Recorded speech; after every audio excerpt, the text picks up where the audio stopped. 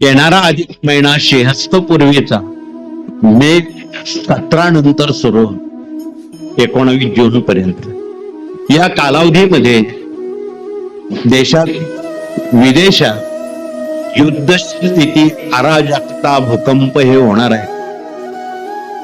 कुठेतरी आपण गैरसोय करण्यापेक्षा साऱ्या भगिनी, सेवेकऱ्यांनी आणि पुरुष प्रतिनिधींनी इथेच गुरुपीठामध्ये अखंड जप, यज्ञ, नाम सप्ताह भागवताचा करा.